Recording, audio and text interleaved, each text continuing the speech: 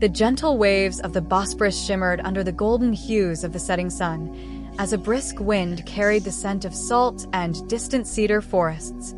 The year was 1453, and the city of Constantinople stood as a timeless bastion between East and West, its ancient walls both a promise of security and a challenge to the ambitions of empires.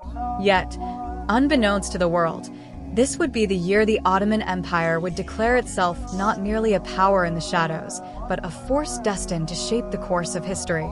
At the heart of this tale was Mehmed II, a 21-year-old ruler with the determination of a conqueror and the vision of a statesman. Known as Mehmed the Conqueror, he had ascended to the throne of the Ottoman Empire with a singular dream: to claim Constantinople, the jewel of Byzantium, and make it the heart of his burgeoning empire. The Ottomans were no strangers to power.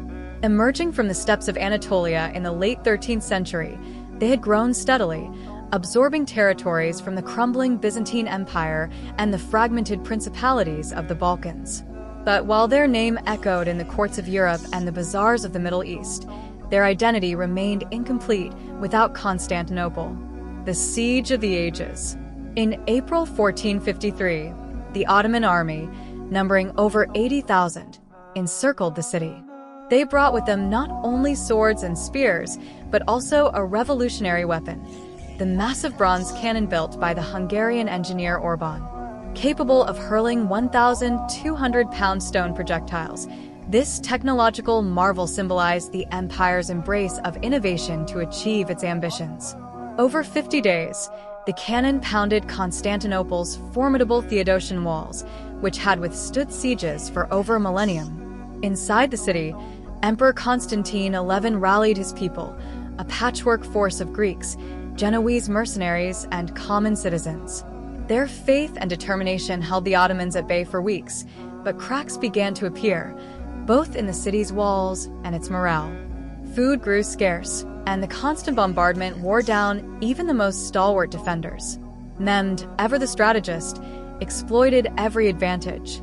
He ordered his fleet to bypass the city's Great Chain Barrier by hauling ships overland on greased logs to the Golden Horn, creating a second front. This audacious maneuver shocked the defenders and underscored the Ottomans' ingenuity, triumph, and transformation. On May 29, 1453, the city fell. Ottoman forces breached the walls, and Constantinople, renamed Istanbul, became the new capital of the empire. Mehmed entered the Hagia Sophia, the grand cathedral of Christendom, and ordered its transformation into a mosque. Yet, he also proclaimed tolerance for the city's remaining Christian inhabitants, granting them the right to worship and rebuild their lives under Ottoman rule. This duality of conquest and accommodation became a hallmark of the Ottoman Empire. Mehmed established Istanbul as a melting pot of cultures, where Islamic, Christian, and Jewish traditions intertwined. The city flourished as a center of trade, art, and scholarship, attracting merchants and scholars from across the known world. A world stage. The fall of Constantinople sent shockwaves through Europe. The event marked the end of the Byzantine Empire and the beginning of the Renaissance, as Greek scholars fled westward, bringing with them ancient texts and ideas.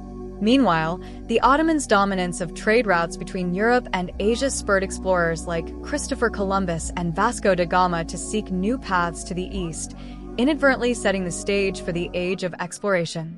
The Ottoman Empire's introduction to the world was not just a tale of military might, but also one of cultural synthesis and global impact.